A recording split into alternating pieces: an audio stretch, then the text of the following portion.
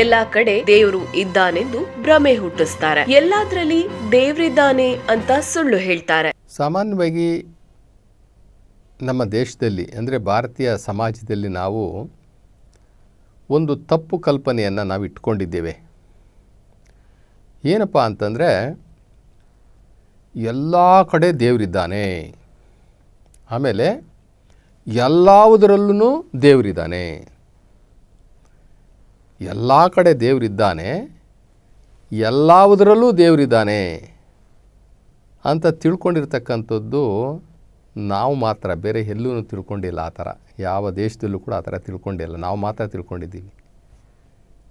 ಯಾಕೆ ಅಂತಂದರೆ ಇದಕ್ಕೆ ನಮ್ಮ ಪುರಾಣಗಳ ಹಿನ್ನೆಲೆ, ನಮ್ಮ ಪುರಾಣಗಳಲ್ಲಿ ಬರ್ತಕ್ಕಂಥ ಕಥೆಗಳ ಹಿನ್ನೆಲೆ ಏನಾಯಿತು ಅಂತಂದರೆ ನಮಗೆ ಎಲ್ಲದರಲ್ಲೂ ಕೂಡ ದೇವರಿದ್ದಾನೆ.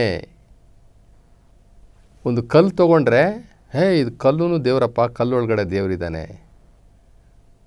ಒಂದು ಮರ, ಒಂದು ವೃಕ್ಷ ತಗೊಂಡ್ರೆ ಅದರಲ್ಲೂ ದೇವರಿದ್ದಾನೆ.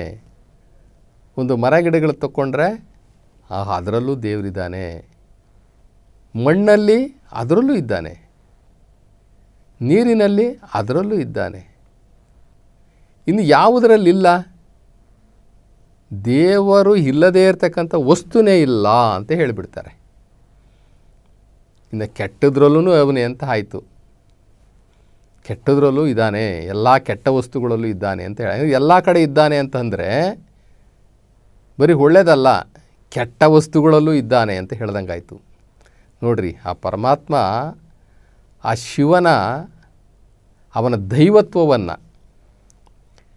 ಅವನ ಶಕ್ತಿಯನ್ನು, ಅವನ ಮಹಿಮೆಯನ್ನು ಎಷ್ಟು ನೀಚವಾಗಿ ನಾವು ಅರ್ಥ ಮಾಡ್ಕೋತೀವಿ ನೋಡ್ರಿ. ಕೆಟ್ಟದಾಗಿ ಎಷ್ಟು ಕೆಟ್ಟದಾಗಿ ನಾವು ಅರ್ಥ ಮಾಡ್ಕೊಂಡಿದ್ದೀವಿ.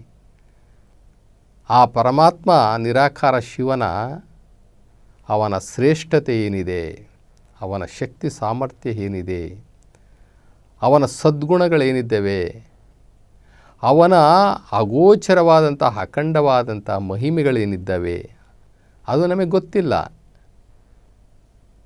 ನಾವು ತಿಳ್ಕೊಂಡಿರೋದಿಷ್ಟೇ, ಎಲ್ಲದರಲ್ಲೂ ದೇವರಿದ್ದಾನೆ, ಎಲ್ಲ ಕಡೆ ದೇವರಿದ್ದಾನೆ.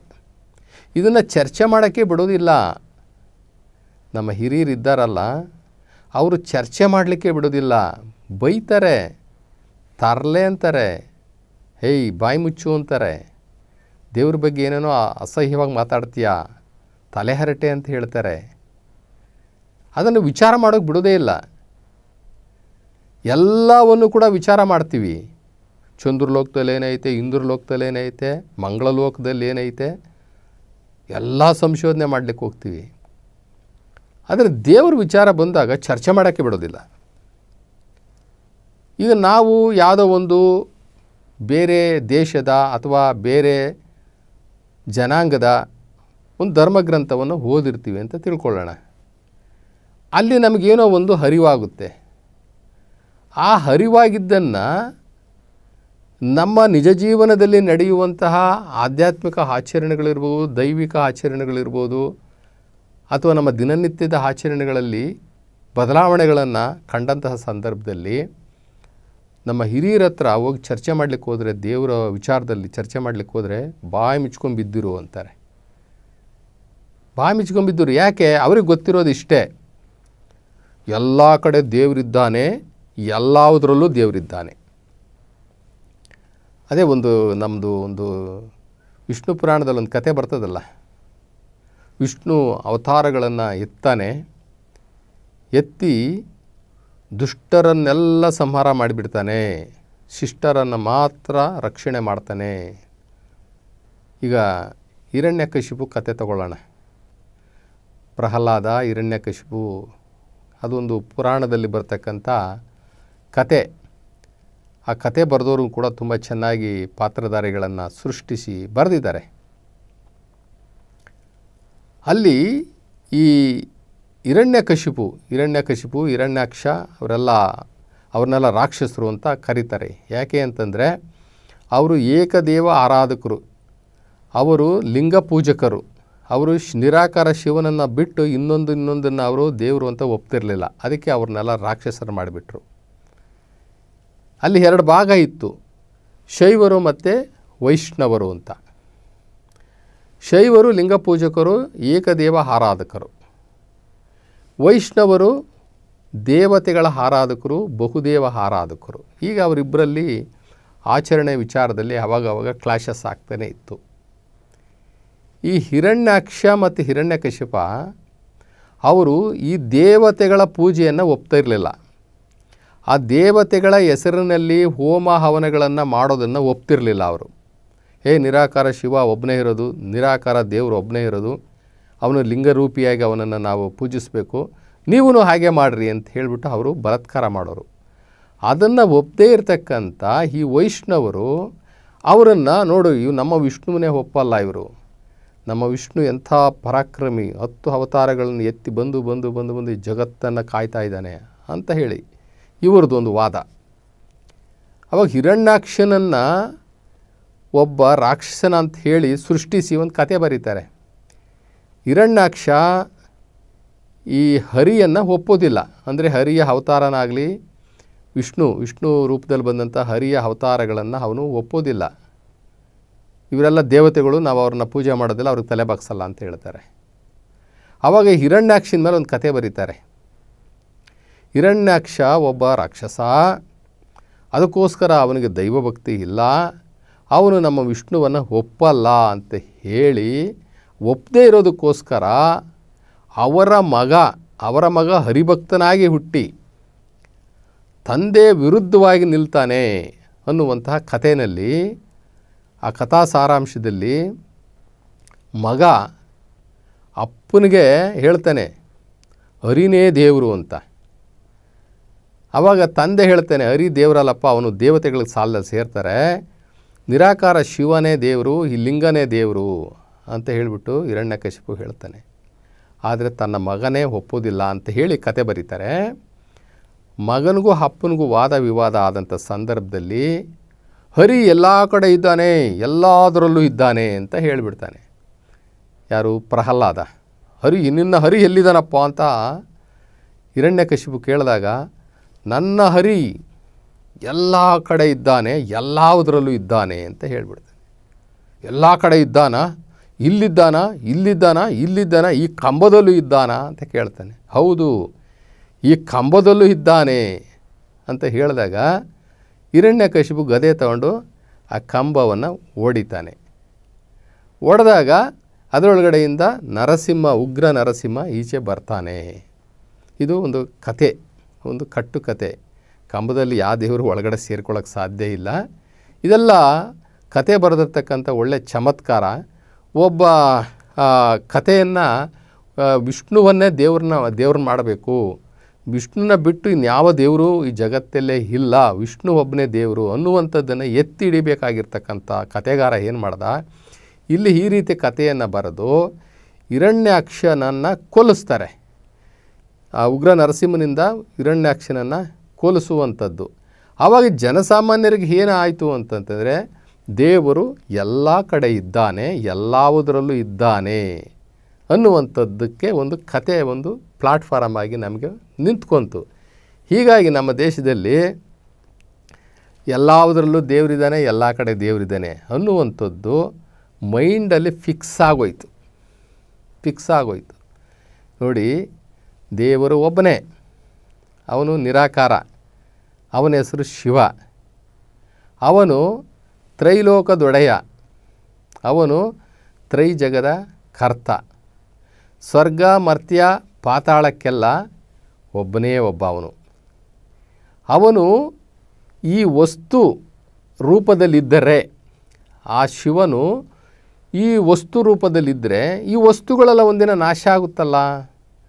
ಕಲ್ಲು ದೇವರಾಗಿದ್ದರೆ ನಾವು ಕಲ್ಲು ಹೊಡಿತೀವಲ್ಲ, ಮರ ದೇವರಾದರೆ ಮರನ ಕೊಯ್ತೀವಲ್ಲ, ಈ ಭೂಮಿ ದೇವರಾಗಿದ್ದರೆ ಭೂಮಿನ ಮೆಟ್ಟಿ ನಿಲ್ತೀವಲ್ಲ, ಒಂದಿನ ಪ್ರಳಯಕ್ಕೆ ಒಳಗಾದರೆ ಭೂಮಿ ಎಲ್ಲ ನಾಶ ಆಗ್ಬಿಡ್ತದಲ್ಲ. ಇಲ್ಲಿ ಸೃಷ್ಟಿಕರ್ತ ಯಾವತ್ತೂ ಸೃಷ್ಟಿಯ ವಸ್ತುಗಳಾಗೋದಿಲ್ಲ. ಸೃಷ್ಟಿನೇ ಬೇರೆ, ಸೃಷ್ಟಿಕರ್ತನೇ ಬೇರೆ. ಅದಕ್ಕೆ ನಮ್ಮ ಶರಣರು ಹೇಳ್ತಾರಲ್ಲ, ನೀರ ಕಂಡಲ್ಲಿ ಮುಳುಗುವರಯ್ಯ, ಮರವ ಕಂಡಲ್ಲಿ ಸುತ್ತುವರಯ್ಯ, ಇನ್ನು ಉತ್ತನು ಕಂಡ್ರೂ ಕೂಡ ಸುತ್ತಕ್ಕೆ ಶುರು ಮಾಡ್ತಾರೆ.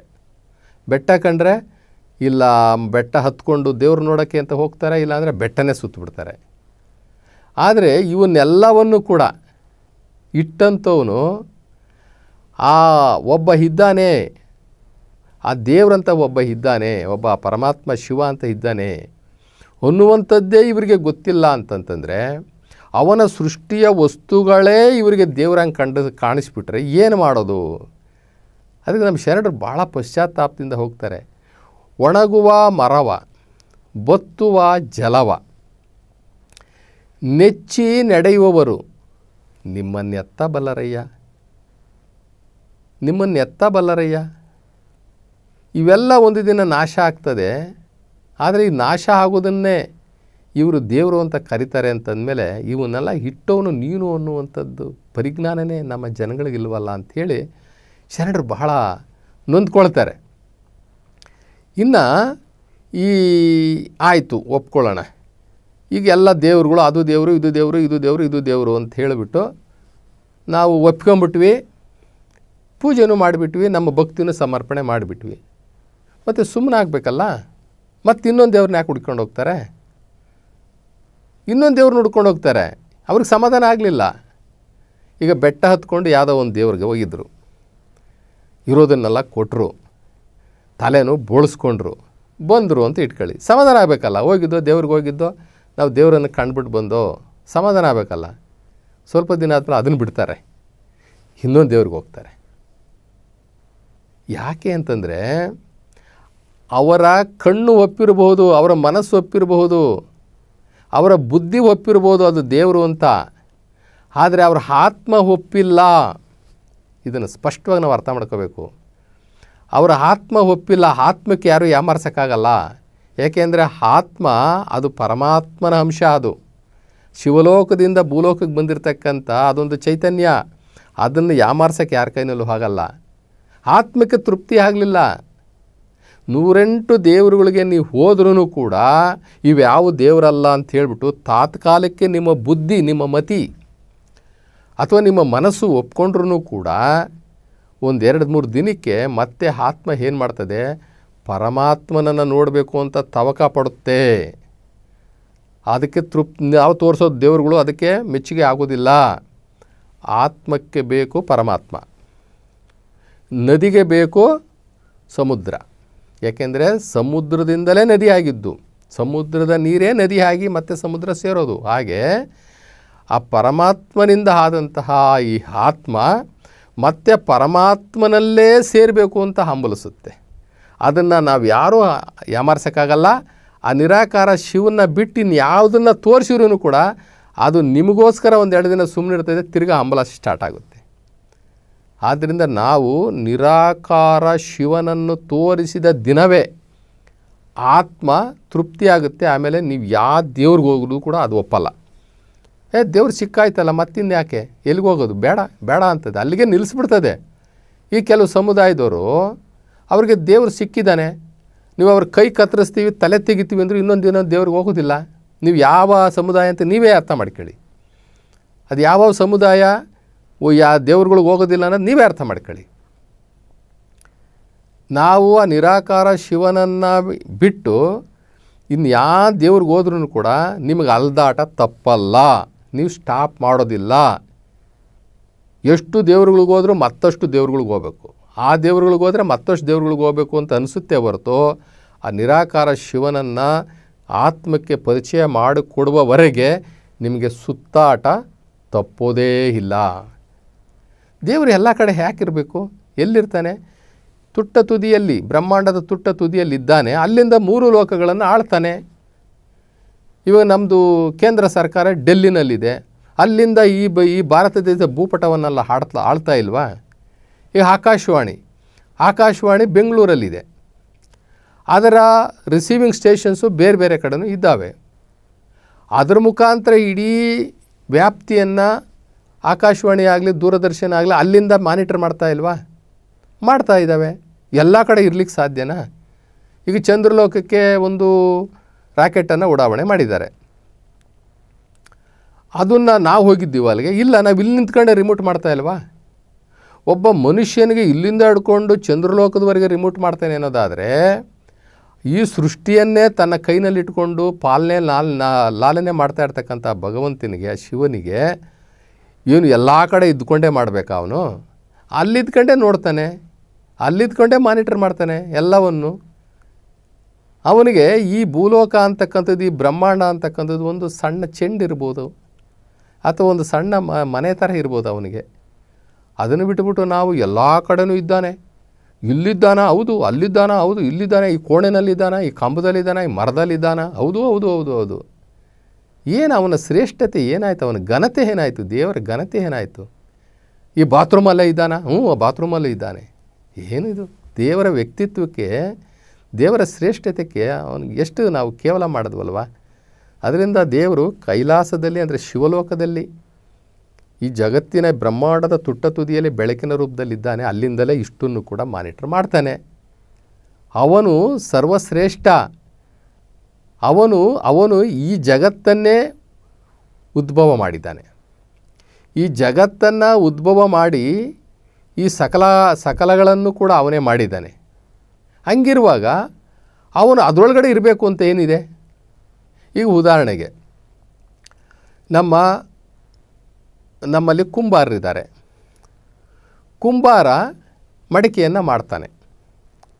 ಮಡಿಕೆಯನ್ನು ಮಾಡಿದ ಕುಂಬಾರ ಅವನು ಮಡಿಕೆ ಹಾಕ್ತಾನ? ಮಡಿಕೆನೇ ಬೇರೆ, ಕುಂಬಾರನೇ ಬೇರೆ. ಮಡಿಕೆ ಮಾಡಿದವ ಕುಂಬಾರ, ಆದರೆ ಮಡಿಕೆ ಕುಂಬಾರನಲ್ಲ. ಬೆಳೆಯನ್ನು ಬೀಜವನ್ನು ಬಿತ್ತಿದವ, ಬೆಳೆದವ ಅವನು ಯಾರು? ಕೃಷಿಕ. ಅವನು ಒಕ್ಕಲಿಗ. ಬೆಳೆ ತಾನು ಒಕ್ಕಲಿಗನೇ, ಆ ಬೆಳೆ ಒಕ್ಕಲಿಗ ಆಗೋಕ್ಕಾಗುತ್ತಾ? ಇನ್ನು ಚಿನಿವಾರ ಆಭರಣಗಳನ್ನ ಮಾಡ್ತಾನೆ. ಆ ಆಭರಣಗಳು ಚಿನಿವಾರ ಆಗ್ಲಿಕ್ಕೆ ಸಾಧ್ಯನಾ? ಕಮ್ಮಾರ ಏನು ಮಾಡ್ತಾನೆ? ಕಬ್ಬಿಣವನ್ನು ತಯಾರು ಮಾಡ್ತಾನೆ. ಕಬ್ಬಿಣವನ್ನು ತಯಾರು ಮಾಡಿದ ಆ ಕ್ಷಣಕ್ಕೇ ಆ ಕಬ್ಬಿಣವೇ ಆ ಕಮ್ಮಾರನಾಗ್ತಾನ. ಇನ್ನು ಚಪ್ಪಲಿಯನ್ನು ತಯಾರು ಮಾಡೋನು ಚಮ್ಮಾರ. ಆ ಚಪ್ಪಲಿ ಚಮ್ಮಾರನಾಗ್ಲಿಕ್ಕೆ ಸಾಧ್ಯನಾ? ಹಾಗೆ ಈ ಜಗತ್ತನ್ನು ಸೃಷ್ಟಿಸಿದವನು ಪರಮಾತ್ಮ ನಿರಾಕಾರ ಶಿವ, ಅವನೇ ಜಗತ್ತಾಗ್ಲಿಕ್ಕೆ ಸಾಧ್ಯನಾ? ಸಾಧ್ಯ ಇಲ್ಲ. ಅದೆಲ್ಲ ನಮ್ಮ ತಪ್ಪು ಕಲ್ಪನೆ.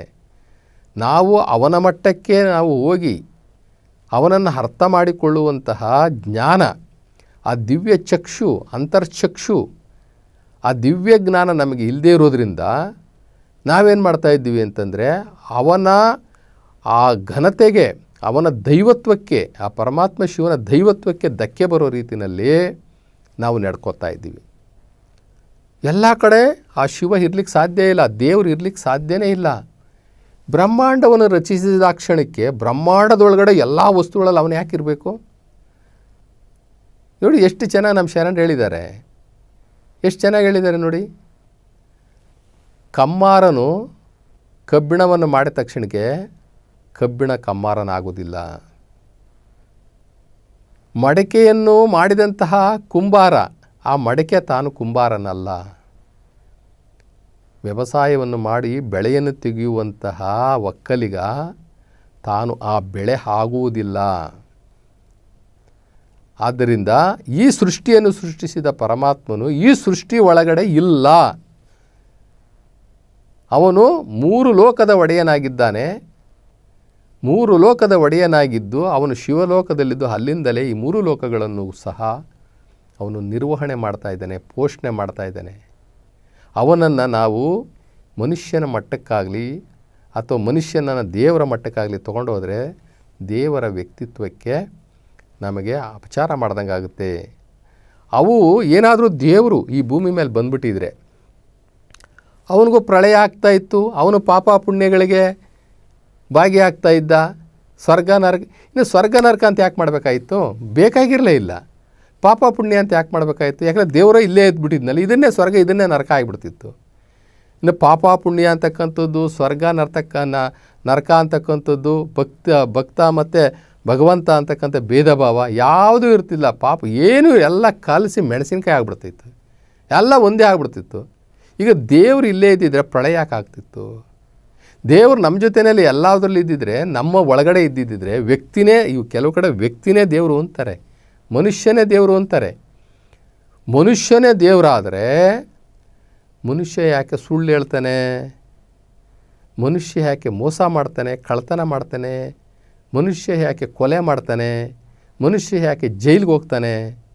ನಿನ್ನಲ್ಲೇ ಇದ್ದಾನಪ್ಪ ದೇವರು, ನೀನೇ ದೇವರು ಅಂದ್ಬಿಡ್ತಾರೆ. ನಿನ್ನಲ್ಲೇ ಇದ್ದಾನೆ ನೀನೇ ದೇವರು, ನಿನ್ನಲ್ಲೇ ಇದ್ದಾನೆ ನೀನೇ ದೇವರು ಅನ್ನೋದಾದರೆ, ಅಂದರೆ ನಿನ್ನಲ್ಲಿ ಕೆಟ್ಟದ್ದೆಲ್ಲ ನಡೀತಾ ಇರೋದು ದೇವ್ರು ಮಾಡ್ತಾ ಇದ್ದಾನೆ. ಆತ್ಮನೇ ಬೇರೆ, ಪರಮಾತ್ಮನೇ ಬೇರೆ. ನಾವು ಅವನ ಬಗ್ಗೆ ಸ್ಪಷ್ಟೀಕರಣ ಗೊತ್ತಿಲ್ಲದೆ, ಅವನ ದೈವತ್ವದ ಶಕ್ತಿ ನಮಗೆ ಗೊತ್ತಿಲ್ಲದಲೇ ನಮಗೆ ಇಷ್ಟ ಬಂದಂಗೆ ನಾವು ಮಾಡ್ಕೊಂಡು ಬಿಟ್ಟಿದ್ದೀವಿ. ಇವಾಗ ಪ್ರತಿಯೊಬ್ಬ ವ್ಯಕ್ತಿ ಪಾಪ ಪುಣ್ಯಕ್ಕೆ ಒಳಗಾಗ್ತಾನೆ. ಭವಿ ಮತ್ತು ಭಕ್ತನಾಗ್ತಾನೆ. ಅವನು ನಮ್ಮ ಜೊತೆ ಇದ್ದಿದ್ರೆ ನಾವೆಲ್ಲ ದೇವ್ರುಗಳಾಗ್ಬಿಡ್ತಿದ್ವಲ್ಲ. ಭೂಮಿ ಮೇಲೆ ನಮ್ಮ ಜೊತೆಯಲ್ಲಿ ಎಲ್ಲ ವಸ್ತುಗಳಲ್ಲಿ ಅವನಿದ್ದಾನೆ ಅನ್ನೋದಾಗಿದ್ದಿದ್ರೆ ನಾವು ಈ ಭೂಮಿ ಸ್ವರ್ಗನೇ ಆಗ್ಬಿಡ್ತಿತ್ತಲ್ಲ. ಯಾಕೆ ಅಂದರೆ ದೇವರಿರೋ ಜಾಗ ಅಂತಂದ್ರೆ ಏನು, ಅದೇ ನರಕನ? ಅದು ಸ್ವರ್ಗನೇ ಆಗ್ಬಿಡ್ತಾ ಇತ್ತಲ್ಲ. ಯಾರು ತಪ್ಪೇ ಮಾಡ್ತಿರಲಿಲ್ಲ. ಯಾಕಂದ್ರೆ ದೇವ್ರ ಮಧ್ಯದಲ್ಲಿ ಇದ್ದೀವಲ್ಲ, ನಮ್ಮಲ್ಲೇ ದೇವರಿದ್ದಾನೆ ಅಂತ ಬೇರೆ ಮಾತಾಡ್ತೀವಲ್ಲ, ಎಲ್ಲೆಲ್ಲೂ ದೇವರೇ ಇದ್ದಾನೆ ಅಂತ ಹೇಳ್ತೀವಲ್ಲ. ಎಲ್ಲೆಲ್ಲೂ ದೇವರೇ ಇರುವಾಗ ತಪ್ಪು ಮಾಡಲಿಕ್ಕೆ ಯಾಕೆ ಸಾಧ್ಯ? ಎಲ್ಲ ಕಡೆ ದೇವ್ರು ಇರುವಾಗ ಕೊಲೆಗಳು ಹಾಕಾಗ್ತವೆ, ಜೈಲುಗಳು ಹಾಕಬೇಕಾಗಿತ್ತು, ಪೊಲೀಸ್ನವ್ರು ಹಾಕಬೇಕಾಗಿತ್ತು. ಎಲ್ಲ ಮನುಷ್ಯರು ದೇವತಾ ಮನುಷ್ಯರೇ ಆಗಿಬಿಡ್ತಿದ್ರಲ್ಲ, ಎಲ್ಲ ದೈವ ಮಾನವರೇ ಆಗಿಬಿಡ್ತಿದ್ರಲ್ಲ. ಈ ಭೂಮಿ ಮೇಲೆ ಕೆಟ್ಟದ್ದು ಅಂತದ್ದೇ ಇರ್ತಿರ್ಲಿಲ್ವಲ್ಲ. ಎಲ್ಲಿ ನೋಡಿದ್ರು ಒಳ್ಳೆಯದೇ, ಎಲ್ಲಿ ನೋಡಿದ್ರು. ಯಾಕೆ? ಎಲ್ಲ ಕಡೆ ದೇವರಿದ್ದಾನೆ, ಎಲ್ಲದರಲ್ಲೂ ದೇವರಿದ್ದಾನೆ. ಇನ್ನು ಕೆಟ್ಟದ್ದು ಎಲ್ಲಿಂದ ನೋಡಬೇಕಾಯ್ತು ನಾವು? ಆದ್ದರಿಂದ ಆ ಸೃಷ್ಟಿಕರ್ತ ನಿರಾಕಾರ ಶಿವ, ಅವನು ತಾನು ಶಿವಲೋಕದಲ್ಲಿದ್ದುಕೊಂಡು, ಆ ಸ್ವರ್ಗಲೋಕದಲ್ಲಿ ಇದ್ದುಕೊಂಡು, ಅಥವಾ ಕೈಲಾಸದಲ್ಲಿದ್ದುಕೊಂಡು, ಬೆಳಕಿನ ರೂಪದಲ್ಲಿ ಈ ಜಗತ್ತಿನ ಈ ಬ್ರಹ್ಮಾಂಡದ ತುಟ್ಟ ತುದಿಯಲ್ಲಿದ್ದುಕೊಂಡು ಈ ಸಮಷ್ಟಿಯನ್ನೆಲ್ಲ, ಈ ಸೃಷ್ಟಿಯನ್ನೆಲ್ಲವನ್ನು ಕೂಡ ಆಳ್ವಿಕೆ ಮಾಡ್ತಾ ಇದ್ದಾನೆ. ಆದ್ದರಿಂದ ನಾವು ಅವನ ದೈವತ್ವಕ್ಕೆ ಚ್ಯುತಿ ಬಾರದಂತೆ ನಾವು ಅವನ್ನ ಅರ್ಥ ಮಾಡ್ಕೊಬೇಕು. ನಾವು ತಪ್ಪಾಗಿ ಅರ್ಥ ಮಾಡ್ಕೋಬಾರ್ದು. ಶಿವನನ್ನು ಸೀದಾ ನೇರ ನಾವು ಅರ್ಥ ಮಾಡಿಕೊಳ್ಬೇಕು. ಈಗ ನಾವು ದೇವರು ಅಂದ ತಕ್ಷಣಕ್ಕೆ ಎಲ್ಲದರಲ್ಲೂ ದೇವರನ್ನು ನೋಡುವಂತಹ ಆ ಒಂದು ಕಾನ್ಸೆಪ್ಟನ್ನು ಬಿಟ್ಟುಬಿಡಬೇಕು. ಅದು ದೇವರು ಮಾಡಿರ್ತಕ್ಕಂಥ ಒಂದು ವಸ್ತು ಅಷ್ಟೇ. ಏನಕ್ಕೆ ಇಟ್ಟಿದ್ದಾನೆ ಅದು ಅವನಿಗೆ ಗೊತ್ತು. ಮನುಷ್ಯನ ಅಗತ್ಯಕ್ಕೋಸ್ಕರ ಇಟ್ಟಿದ್ದಾನೆ. ಬೆಟ್ಟ ಇಟ್ಟಿದ್ದ. ಇವತ್ತು ಬೆಟ್ಟನೆಲ್ಲ ನಾವು ಕಡಿದು ಅದರಲ್ಲಿ ಬೆಟ್ಟನೆಲ್ಲ ತೊಗೊಂಡು ಜಲ್ಲಿಗಳು ಮಾಡ್ತಾ ಇಲ್ವಾ? ಅದರಲ್ಲಿ ಬರ್ತಕ್ಕಂಥ ಬಂಡೆಗಳನ್ನೆಲ್ಲ ಕೊಯ್ತಾ ಇಲ್ವಾ? ನಮ್ಮ ಮನುಷ್ಯನಿಗೆ ಉಪಯೋಗ ಆಗ್ತಾ ಇಲ್ವಾ? ಅದರಲ್ಲಿರ್ತಕ್ಕಂಥ ಉಕ್ಕು, ಕಬ್ಬಿಣ, ಚಿನ್ನ, ಬೆಳ್ಳಿ ಎಲ್ಲ ನಾವು ತೆಗಿತಾ ಇಲ್ವಾ? ಅದರೊಳಗಿರ್ತಕ್ಕಂಥ ಏನೇನು ಮನುಷ್ಯನ ಜೀವನಕ್ಕೆ ಅಥವಾ ಈ ಜಗತ್ತು ನಡೆಸಲಿಕ್ಕೆ ಏನೇನು ಬೇಕೋ ಅದನ್ನೆಲ್ಲ ಒಂದು ನಿಧಿ ರೂಪದಲ್ಲಿ ಇಟ್ಟಿದ್ದಾನೆ. ಆ ನಿಧಿ ರೂಪದಲ್ಲಿ ಇಟ್ಟಿರೋದನ್ನು ನಾವು ನಮ್ಮ ಉಪಯೋಗಕ್ಕೆ ಇಟ್ಟಿದ್ದಾನೆ ಅಷ್ಟೇ. ಅವೆಲ್ಲ ದೈವತ್ವ ಅಲ್ಲ, ಅವೆಲ್ಲ ದೈವ ಅಲ್ಲ. ಅವೆಲ್ಲವೂ ಕೂಡ ಇವತ್ತು ನಮ್ಮ ಇಷ್ಟಕ್ಕೆ ನಾವು ಒಂದು ಕಲ್ಲು ತೊಗೊಂಡು ಬಂದುಬಿಟ್ಟು ದೇವರು ಮನುಷ್ಯ ರೂಪದಲ್ಲಿದ್ದಾನೆ ಅಂತಂದ್ಬಿಟ್ಟು ಅವನಿಗೆ ತಲೆ, ಕಣ್ಣು, ಕಿವಿ, ಮೂಗು, ಬಾಯಿ, ಹೊಟ್ಟೆ, ಕಾಲುಗಳು ಎಲ್ಲ ಕೊಟ್ಬಿಟ್ಟು ಇವನೇ ದೇವರು ಅಂತಂದರೆ ಅದು ನಮ್ಮ ಅಜ್ಞಾನ. ದೇವರು ಮನುಷ್ಯನ ರೂಪದಲ್ಲಿಲ್ಲ, ಅವನು ಬೆಳಕಿನ ರೂಪದಲ್ಲಿದ್ದಾನೆ. ಅವನನ್ನು ನೋಡೋದಕ್ಕೆ ನಮಗೆ ಈ ಭೌತಿಕ ಕಣ್ಣುಗಳು ಸಾಕಾಗಲ್ಲ. ಈ ಭೌತಿಕ ಕಣ್ಣುಗಳು ನಮಗೆ ಸಾಕಾಗೋದಿಲ್ಲ. ಒಳಗಡೆ ಇನ್ನೊಂದಿದೆಯಲ್ಲ, ಆ ಕಣ್ಣಿಂದ ನೋಡ್ಬೋದು. ನಮ್ಮ ಅಂತರ್ಚಕ್ಷುವಿಂದ ನಾವು ನೋಡ್ಬೋದು. ನಮ್ಮ ಜ್ಞಾನದ ಕಣ್ಣು ಅಂತಕ್ಕಂಥದ್ದು ಇನ್ನೊಂದಿದೆ ಒಳಗಡೆ. ಆ ಜ್ಞಾನದ ಕಣ್ಣನ್ನು ನಾವು ಓಪನ್ ಮಾಡಿಕೊಂಡು ಯೋಗ ಮಾಡೋದ್ರ ಮುಖಾಂತರ ಶಿವಯೋಗಿಗಳಾಗಿ ಅದನ್ನು ನಾವು ಓಪನ್ ಮಾಡಿಕೊಂಡು ಆ ನಿರಾಕಾರ ಶಿವನನ್ನು ನೋಡಬೇಕೇ ಹೊರತು ಸಿಕ್ಕಿದ್ಕೊಂಡ್ರೆ ನೋಡಿಬಿಡ್ತೀನಿ ಎಲ್ಲದರಲ್ಲೂ ಇದ್ದಾನೆ. ಅದು ಮನುಷ್ಯನ ಬುದ್ಧಿಯ ಕೀಳು ಮಟ್ಟದ ಒಂದು ಆಲೋಚನೆ ಅಷ್ಟೇ.